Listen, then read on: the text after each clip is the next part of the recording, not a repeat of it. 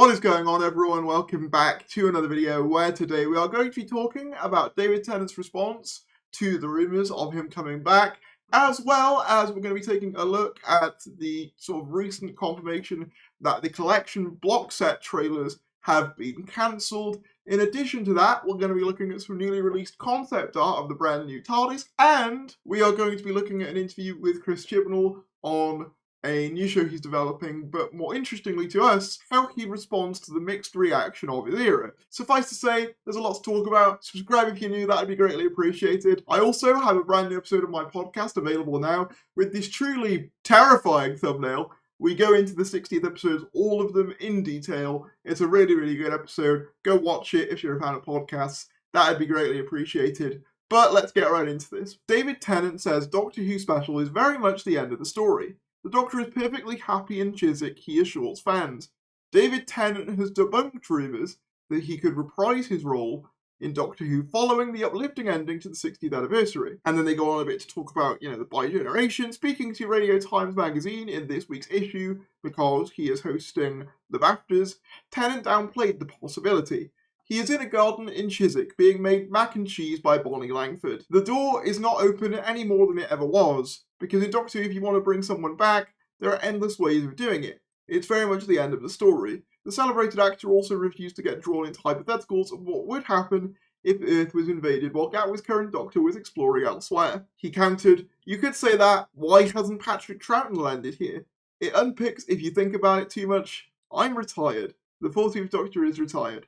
It seems then that fans shouldn't expect a reunion for Tennant and Gatwick anytime soon, as some have speculated, but the former star did acknowledge the show has a huge part of its life, and his temporary return was a real treat." This comes hot off the heels of yesterday's video, where we discussed some rumours of Tennant's return, and obviously, the timing of this is pretty ironic. Literally the day that video came out, this came out from the Radio Times. Part of me thinks, yeah, he probably isn't coming back. Another part of me thinks he's not exactly going to be saying he is if he was. He said he wasn't coming back for the 60th, and well, look how that turned out. So I'm not going to take too much of what he's saying into account. Something I do think that's interesting is that I want to pick apart is that he says, oh, why doesn't Patrick Troughton come back? If you use that logic, any Doctor should come back at any time. And whilst I agree with him to an extent, I do think it's different when you have the Doctor literally on Earth, right by the side of the current Doctor in present day. I'm not sure whether he will come back. As I said in my previous video, to be honest,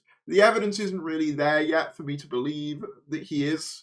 But if he does come back, I would have mixed feelings on it, but as I said, if you want to see my feelings on that, go and watch yesterday's video. Another Radio Times article, the Doctor Who collection Blu-ray short films to be rested, producer confirmed. So obviously for those of you who aren't aware, for each collection box set release of the classic series on Blu-ray, they've been doing these sort of mini trailers with the characters from each respective season, and the latest saw Leela and Gallifrey. It was really, really good, but unfortunately, it looks to be the last one for now. So I believe this was at the BFI South Bank screening of Horror of Fang Rock. Pete McTeague, who's the producer on the collections and also worked on some Jodie Whittaker episodes, said, "Crafting the short is a lot of work, particularly producing something as ambitious as Leela versus the Time War. We've kind of got half of one film in the can we did 18 months ago, and there's more coming up," he said. "But we are reaching a point where we have to have a breather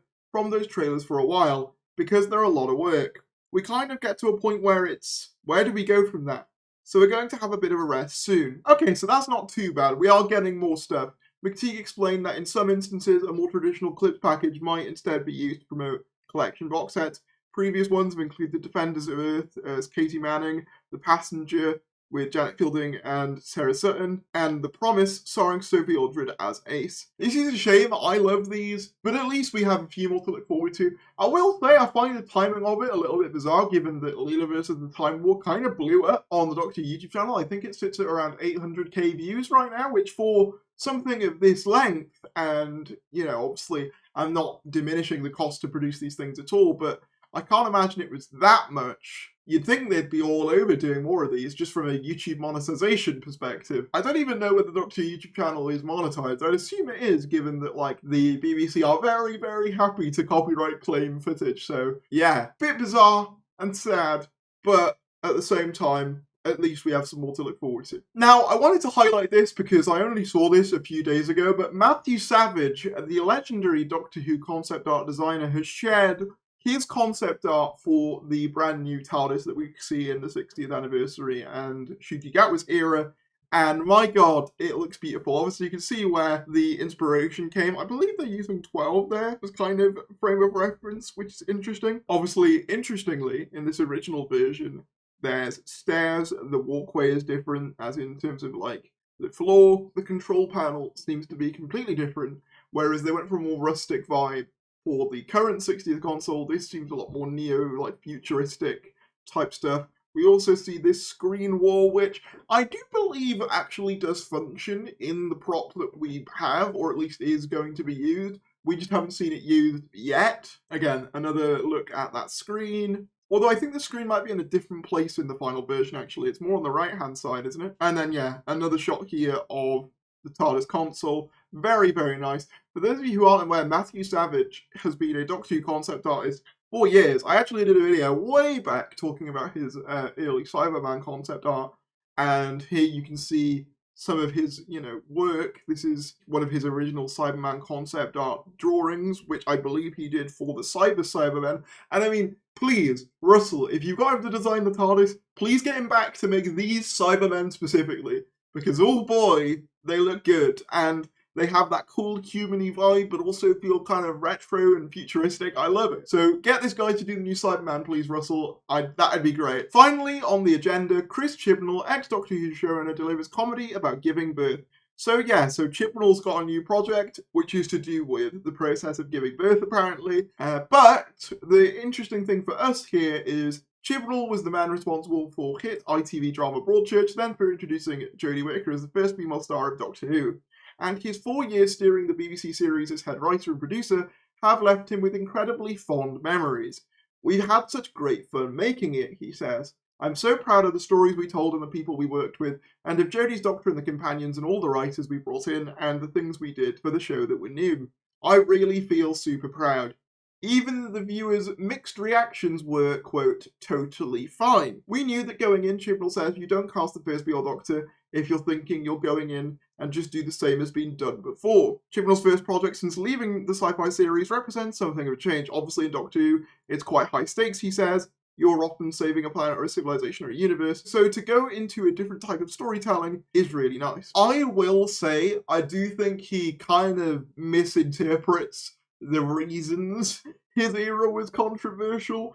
Again, it's kind of playing on that line of Jodie Whittaker being a female Doctor, which, look, there was definitely a lot of adverse reaction to that at the time. No one's denying that, but I think the bulk of people now find more issues with the era in terms of its writing and characterization. At least those are the issues I have personally. And obviously, I'm not expecting him to go into depth on that in a BBC article talking about his own new show. However, I think it would have just been nice for him to kind of explore why there was more of a broad mixed reaction rather than, oh yeah, we introduced the first female Doctor, obviously things were going to be different. I also feel, and not that it is Chibnall's fault at all, but to a certain degree, I feel like the mixed reactions did have a detrimental impact on people working on the show.